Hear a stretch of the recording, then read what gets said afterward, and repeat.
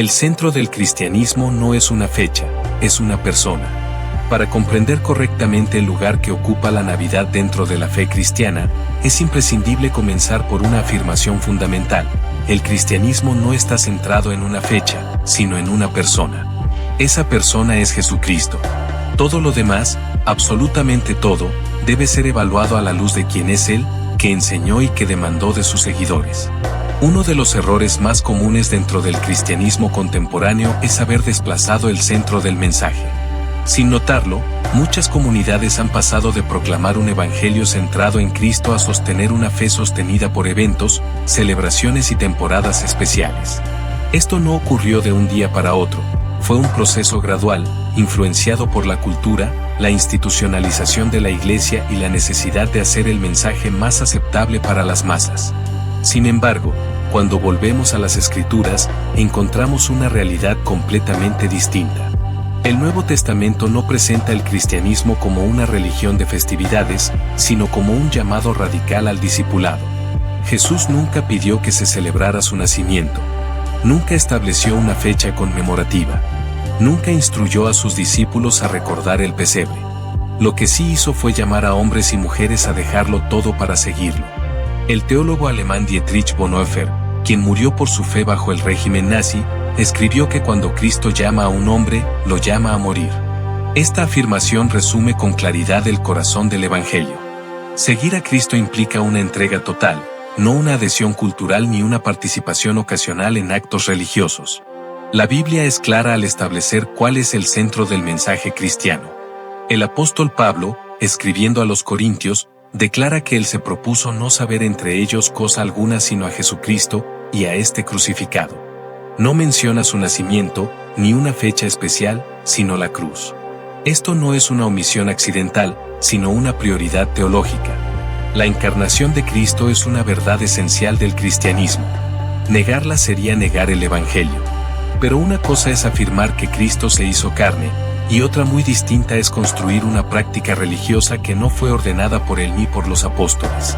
El Nuevo Testamento presenta el nacimiento de Jesús como el inicio del plan redentor, pero nunca como un evento a celebrar litúrgicamente. El historiador del cristianismo Justo L. González señala que durante los primeros siglos, la iglesia primitiva estaba mucho más enfocada en la muerte y resurrección de Cristo que en su nacimiento. De hecho, durante mucho tiempo no existió ningún interés en conmemorar el nacimiento de Jesús, y cuando finalmente se comenzó a hacer, fue en un contexto de fuerte influencia cultural y política. Esto nos obliga a hacer una distinción crucial. Una verdad doctrinal no siempre implica una práctica ordenada. Que Jesús haya nacido es una verdad irrenunciable. Que debamos celebrar su nacimiento de una forma específica no es una instrucción bíblica. Confundir estas dos cosas ha generado gran parte de la confusión actual. Jesús mismo dejó claro cuál debía ser el enfoque de sus seguidores. En los evangelios, constantemente redirige la atención de lo externo a lo interno, de lo ritual a lo espiritual, de la tradición a la obediencia. Reprendió a los fariseos no por falta de religiosidad, sino por haber sustituido el mandamiento de Dios por tradiciones humanas. Cuando analizamos la Navidad desde esta perspectiva, la pregunta deja de ser histórica o cultural y se vuelve profundamente espiritual. Esta práctica nos acerca al verdadero centro del Evangelio o lo desplaza.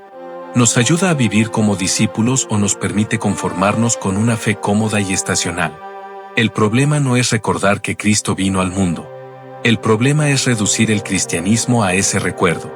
El Evangelio no es la historia de un nacimiento conmovedor, sino la proclamación de un reino que confronta al pecado, exige arrepentimiento y ofrece salvación a través de la cruz y la resurrección. El estudioso bíblico N. T. Wright enfatiza que Jesús no vino simplemente a nacer, sino a anunciar y encarnar el reino de Dios. Su vida entera, desde la encarnación hasta la ascensión, forma una unidad inseparable. Aislar un solo aspecto y convertirlo en el centro de la fe produce un evangelio incompleto. La Biblia nunca presenta a los creyentes como celebradores de eventos, sino como testigos de una verdad viva. El libro de los Hechos no relata celebraciones anuales, sino vidas transformadas, comunidades perseguidas, hombres y mujeres dispuestos a sufrir por causa del nombre de Cristo. Esto nos lleva a una afirmación incómoda pero necesaria. Cuando el cristianismo se apoya más en celebraciones que en convicciones, pierde su poder transformador. La fe deja de ser una experiencia de muerte y resurrección diaria y se convierte en una identidad cultural. Por eso, antes de discutir símbolos, fechas o costumbres, este capítulo comienza aquí, en el centro, en Cristo mismo. Porque solo cuando Él ocupa su lugar correcto, todo lo demás puede ser evaluado con claridad. La pregunta que queda abierta en esta primera parte no es todavía si un cristiano debe o no celebrar la Navidad.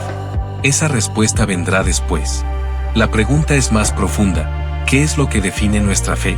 ¿Una persona viva que gobierna cada aspecto de nuestra vida o una serie de prácticas que nos hacen sentir religiosos? Esta base es indispensable para avanzar. Sin ella, cualquier conclusión será superficial. Con ella, estamos preparados para ir más lejos. El Evangelio contra la religiosidad estacional.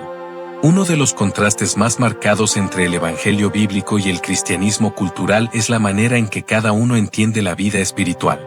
El Evangelio no concibe la fe como una experiencia cíclica o estacional, sino como una transformación continua que afecta cada día de la vida.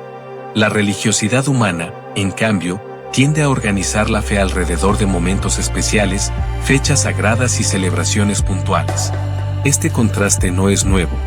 Ya en tiempos de Jesús, la religión se había estructurado en torno a calendarios, festividades y rituales cuidadosamente establecidos. Sin embargo, Jesús confrontó ese sistema con una radicalidad que sigue incomodando hasta hoy. No porque las prácticas religiosas fueran malas en sí mismas, sino porque habían sustituido la obediencia genuina por una apariencia de piedad. El Evangelio de Mateo registra una de las declaraciones más contundentes de Jesús al respecto, cuando cita al profeta Isaías diciendo que ese pueblo honra a Dios con los labios, pero su corazón está lejos de Él. Esta afirmación revela el problema central de la religiosidad externa: puede coexistir con un corazón no transformado. La Navidad, entendida como una celebración anual cargada de simbolismo religioso, corre exactamente el mismo riesgo.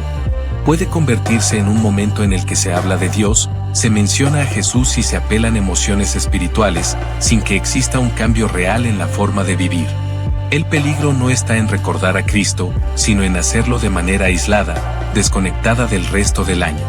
El apóstol Pablo advierte contra esta tendencia cuando escribe a los Gálatas, expresando su preocupación por aquellos que observaban días, meses, tiempos y años, como si su relación con Dios dependiera de ello. Para Pablo, volver a una fe estructurada alrededor de observancias especiales era retroceder espiritualmente. Esta enseñanza no implica que todo tiempo señalado sea pecado, sino que ninguna fecha puede ocupar el lugar que corresponde a una vida rendida completamente a Cristo. El Evangelio no se vive en eventos, se vive en la cotidianidad. No se demuestra en una celebración anual, sino en una obediencia diaria. El estudioso del Nuevo Testamento de A. Carson señala que uno de los mayores peligros para la Iglesia es confundir tradición religiosa con fidelidad bíblica. Cuando esto ocurre, la fe deja de ser una respuesta viva al llamado de Dios y se convierte en una estructura que puede mantenerse sin arrepentimiento ni transformación. La religiosidad estacional tiene una característica particular: permite compartimentar la fe. Se vive intensamente durante ciertos momentos y se diluye durante el resto del tiempo. Esto produce cristianos que saben cómo hablar de Dios, pero no cómo caminar con Él. Que saben celebrar, pero no perseverar. Jesús, en cambio, llama a una fidelidad constante. Cuando habla del discipulado, utiliza expresiones absolutas: tomar la cruz cada día, negarse a uno mismo, permanecer en Él.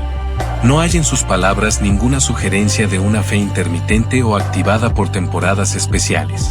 La Navidad, en muchos contextos, se ha convertido en una especie de sustituto espiritual.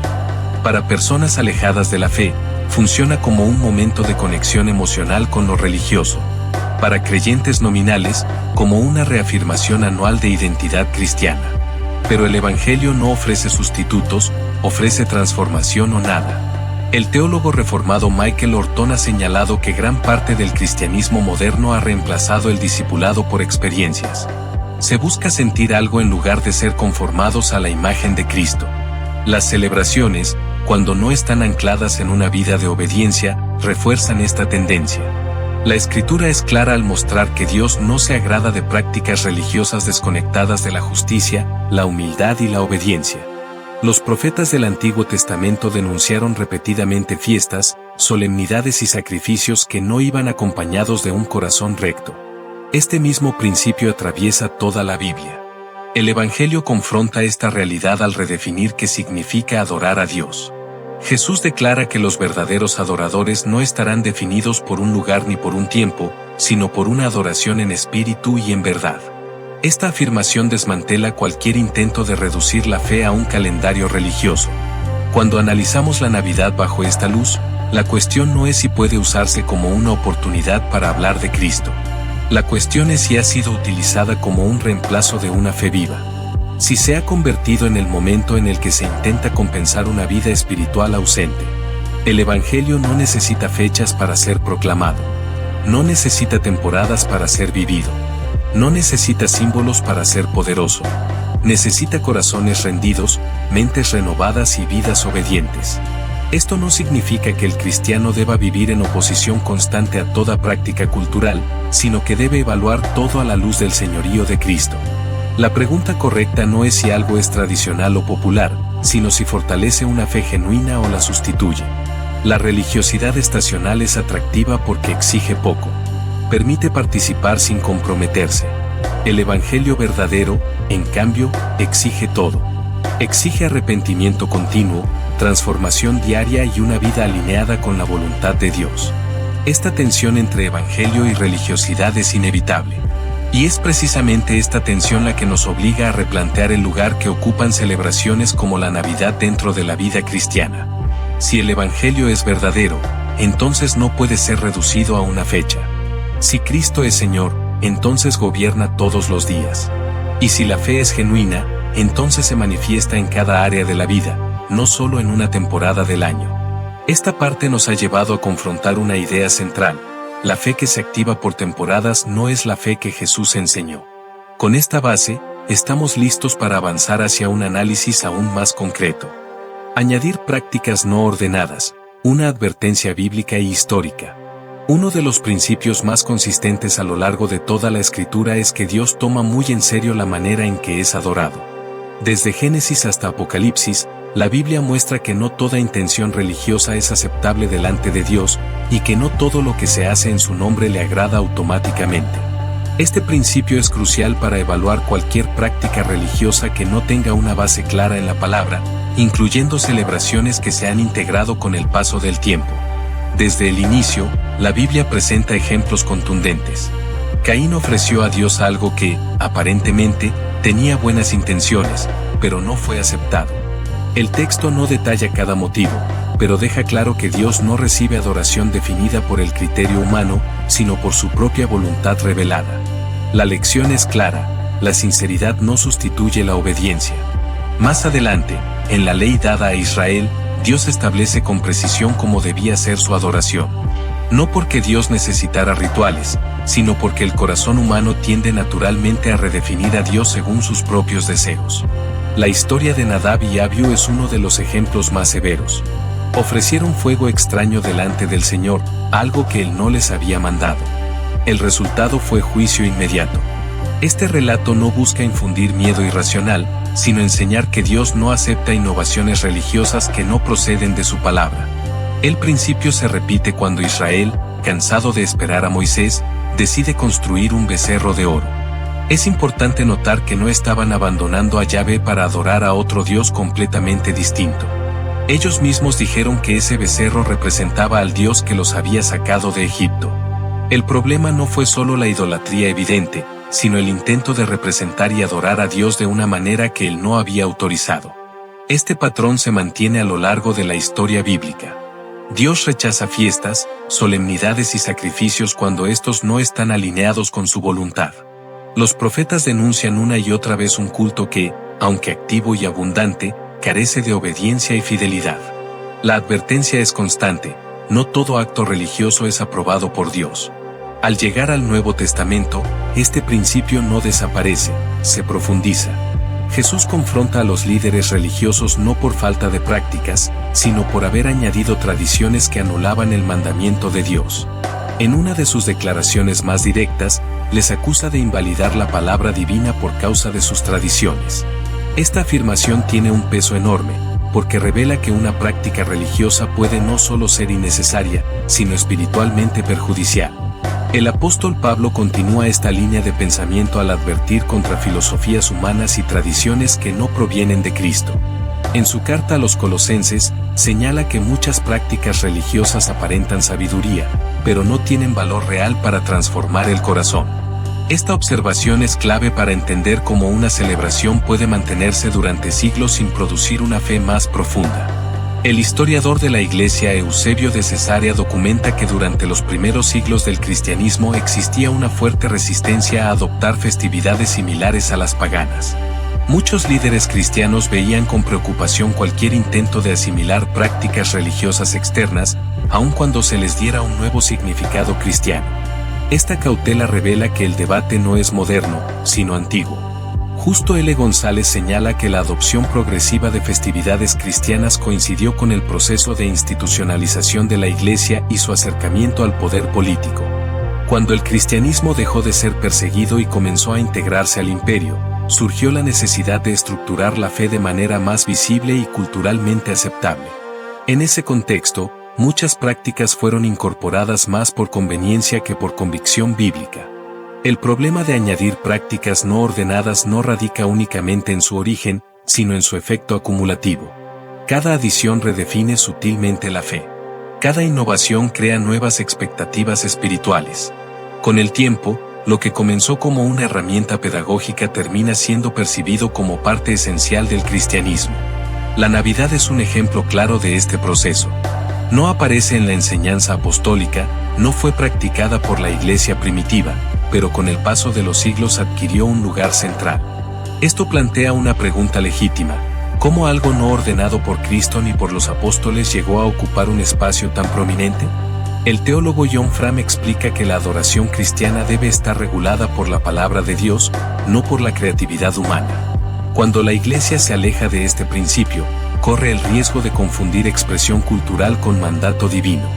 Esta confusión no siempre produce un error inmediato, pero sí una erosión progresiva de la autoridad bíblica. Otro aspecto importante es que las prácticas añadidas tienden a generar división innecesaria. Cuando algo no esencial se convierte en central, quienes lo cuestionan son vistos como problemáticos, y quienes lo defienden como fieles, aunque la Escritura no respalde esa distinción. Esto debilita la unidad basada en el Evangelio y la reemplaza por uniformidad cultural. La Biblia muestra que Dios no busca adoradores creativos, sino obedientes. No busca innovación religiosa, sino fidelidad. Esto no significa que toda expresión cultural sea pecado, sino que ninguna debe ocupar el lugar de la palabra ni definir la espiritualidad. Evaluar la Navidad desde este principio no es un acto de rebeldía, sino de reverencia. No es despreciar la encarnación de Cristo, sino honrarla correctamente, sin añadirle cargas o significados que Él nunca estableció. Esta parte nos confronta con una verdad incómoda pero necesaria. Añadir prácticas religiosas, aunque bien intencionadas, puede desviar lentamente el enfoque del Evangelio. Y cuando el Evangelio pierde centralidad, la fe se debilita. Con esta base bíblica e histórica, estamos preparados para avanzar hacia un aspecto aún más personal y decisivo. Vivir el Evangelio sin depender de celebraciones. Si el Evangelio no depende de fechas, símbolos ni celebraciones, surge una pregunta legítima y necesaria. ¿Cómo se vive una fe auténticamente cristiana en medio de una cultura saturada de tradiciones religiosas? Esta pregunta no es teórica. Es profundamente práctica y toca el corazón de la vida diaria del creyente.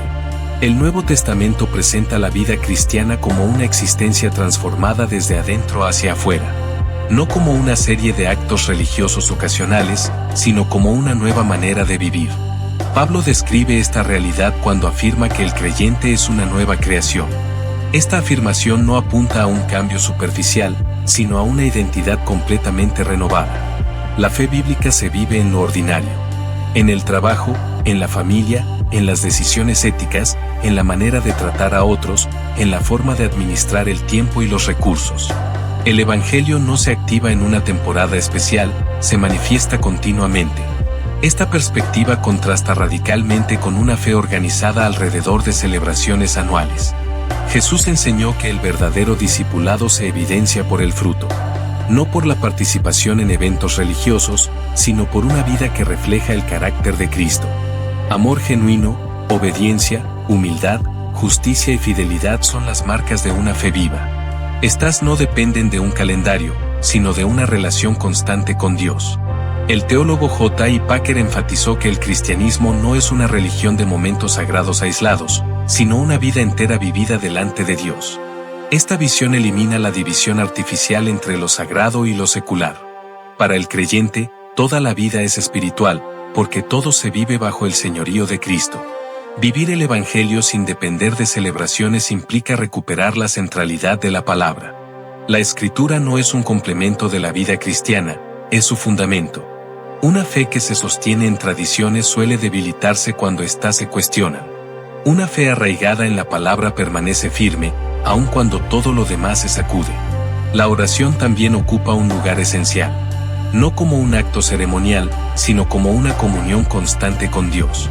Jesús no enseñó a orar en fechas específicas, sino a vivir en dependencia continua del Padre.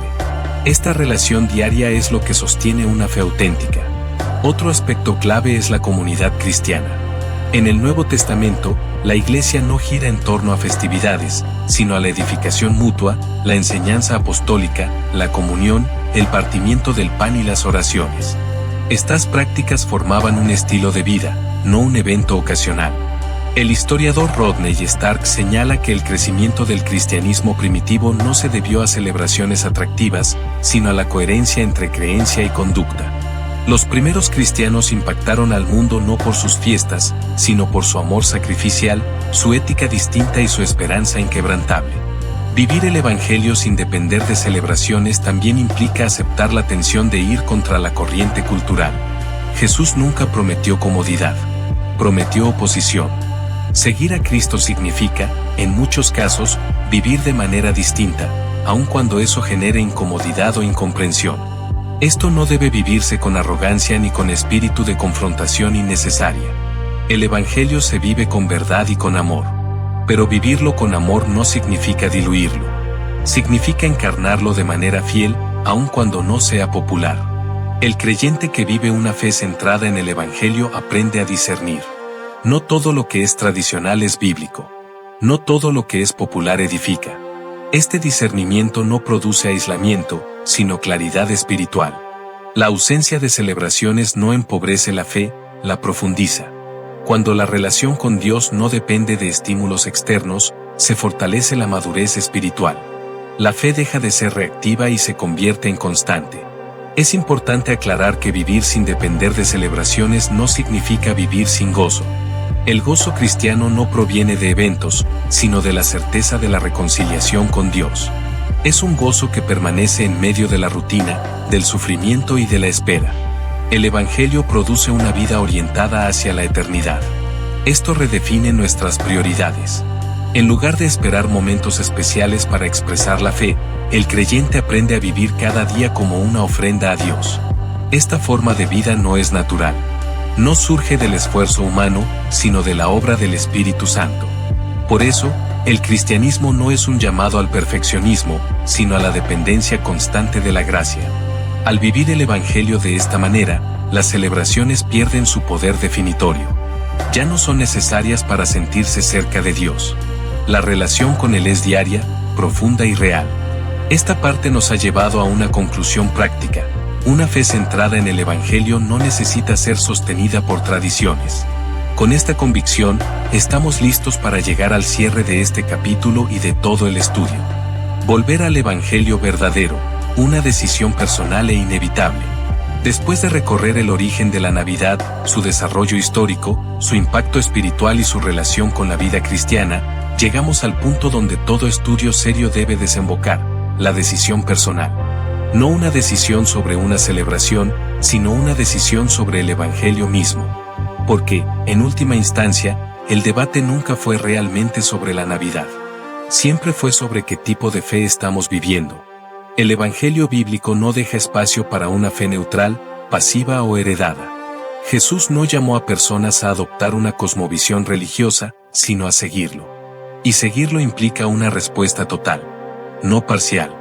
No estacional. No cultural. Total. Uno de los mayores errores del cristianismo contemporáneo ha sido separar el mensaje del Evangelio de la vida cotidiana. Se ha enseñado, directa o indirectamente, que se puede creer sin obedecer, que se puede celebrar sin rendirse, que se puede honrar a Cristo con palabras mientras se vive lejos de su señorío. La Escritura no reconoce esa forma de fe. Jesús fue radicalmente claro cuando dijo que no todo el que le llama Señor entrará en el reino de los cielos, sino el que hace la voluntad del Padre. Esta afirmación no está dirigida a incrédulos, sino a personas religiosas. Personas que hablaban de Dios, que participaban en actividades espirituales, pero cuya vida no estaba alineada con la verdad. El teólogo A.W. Tozer advirtió que una de las grandes tragedias de la Iglesia es haber aprendido a vivir con una fe que no transforma. Una fe que consuela, pero no confronta. Que acompaña la cultura, pero no la desafía. Que se adapta al mundo, en lugar de ser una luz en medio de él. Este estudio ha mostrado que la Navidad, tal como se vive hoy en muchos contextos, puede convertirse en un símbolo de esa fe adaptada. No necesariamente por malicia, sino por costumbre, por inercia espiritual, por falta de examen. Pero el Evangelio verdadero no se mueve por costumbre, se mueve por convicción. Y esa convicción nace cuando la verdad confronta el corazón. El apóstol Pablo, al escribir a los romanos, exhorta a no conformarse a este mundo, sino a ser transformados mediante la renovación del entendimiento. Esta renovación no ocurre automáticamente. Requiere disposición a cuestionar, a desaprender, a someter incluso nuestras prácticas más queridas a la autoridad de la palabra. Volver al Evangelio verdadero implica reconocer que Cristo no es un complemento de la vida, sino su centro. No es una figura que aparece en ciertos momentos, sino el Señor que gobierna todos los aspectos de la existencia. No es solo el niño que nació, sino el Rey que murió, resucitó y reina. La encarnación no fue un fin en sí misma. Fue el medio por el cual Dios entró en la historia para redimir al pecador. Jesús nació para morir. Vivió para obedecer. Murió para salvar. Resucitó para dar vida. Ascendió para reinar. Ese es el mensaje completo del Evangelio. Separar una parte y convertirla en el eje de la fe es reducir una verdad gloriosa a una narrativa incompleta. El estudioso bíblico Leon Morris enfatizó que la cruz no es un accidente dentro del cristianismo, sino su centro inevitable. Todo lo demás apunta hacia ella. Cuando el cristianismo pierde esta centralidad, se convierte en una religión más, indistinguible de otras formas de espiritualidad cultural. Volver al Evangelio verdadero no significa adoptar una postura orgullosa ni condenatoria. Significa caminar en humildad. Reconocer que todos somos propensos a desviarnos. Que todos necesitamos ser corregidos por la palabra. Que nadie está exento del autoengaño religioso. La Biblia no nos llama a juzgar motivos, pero sí a evaluar frutos. Y el fruto del Evangelio verdadero es una vida transformada. No perfecta, pero rendida. No sin luchas, pero dependiente de la gracia. No definida por celebraciones, sino por una relación viva con Cristo. Llegados a este punto, cada creyente debe hacerse preguntas honestas. ¿Mi fe está basada en una relación diaria con Cristo o en momentos espirituales aislados? ¿Mi obediencia depende de emociones o de convicciones? ¿Sigo a Jesús por quién es Él o por lo que representa culturalmente? Estas preguntas no deben responderse apresuradamente. Requieren oración, estudio y sinceridad delante de Dios. Pero no pueden ser evitadas.